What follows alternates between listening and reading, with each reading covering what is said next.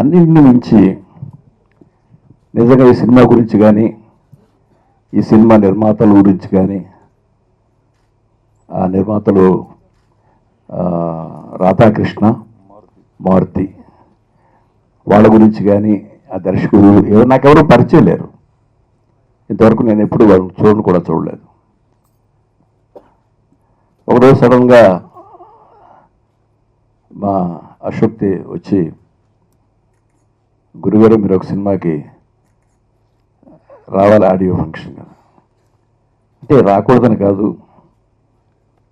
నేను 3 ప్రాజెక్టులు ప్లాన్ చేస్తున్నాను, దాంతో సరిపోతుంది, స్క్రిప్ట్లు పక్కాయి రెడీ అయిన తర్వాత కానీ షూటింగ్కి వెళ్ళదలుచుకోలేదు. సో ఆ పరిస్థితులు ఉండగా అంటే రోజు కనీసం 2 ఆడియో ఫంక్షన్స్ అయినా జరుగుతూ ఉన్నాయి.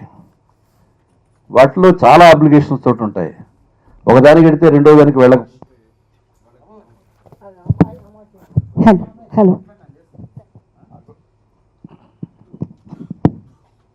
అశోక్ తేజ వచ్చి అడిగితే నేను వస్తా అన్నా.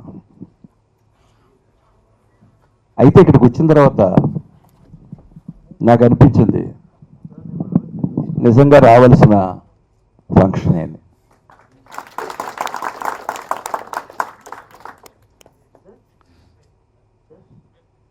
ఇక్కడ ఎవరది?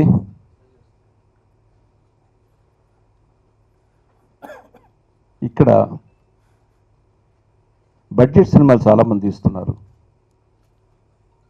కష్టపడి తీస్తున్నారు, మంచి సినిమాలు తీస్తున్నారు. కానీ అవి విడుదల రోజునే తెలిసి మళ్ళీ 2 రోజులు అనుకునేలోగా సినిమాలు తీసేస్తున్నారు. ఇవి ఎక్కువగా జరుగుతున్నాయి. దురదృష్టం ఏంటంటే ఈ సినిమాల్ని టీవీల్లో చూడడానికి కూడా అవకాశం లేదు. కారణం శాటిలైట్ సినిమాలు కొనరు. వాళ్ళు పెద్దవాళ్ళు వాళ్ళ పెద్ద సినిమాలే కొంటారు. ఇది వ్యాపారం. అయితే సినిమా పబ్లిసిటీ, సినిమా ఆడియోలు, సినిమా ఫంక్షన్లు, సినిమాది ఏం జరిగినా అవన్నీ మాత్రం కావాలి వాళ్ళకి. అది కూడా వ్యాపారమే. కనీసం చిన్న సినిమాలు ఉన్నాయి, వీటిని కనీసం ఏదో రకంగా వీటిని మన ఇండస్ట్రీ మనకు ఉపయోగపడుతుంది. ఇండస్ట్రీ లేకపోతే మన ఛానల్స్ లేవు. ఇటువంటి సినిమాలు ప్రమోట్ చేయాలి అనే ఆలోచన కూడా ఆ టీవీ యాజమాన్యాలకు లేకపోవడం దురదృష్టకరం.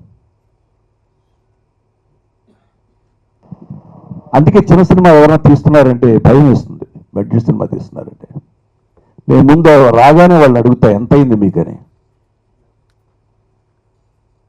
ఈవేళ చిన్న సినిమాకి ఎంత అవుతుందో అంతకి డబుల్ సినిమా రిలీజ్కి పెట్టాల్సిన పరిస్థితి ఏర్పడుతుంది.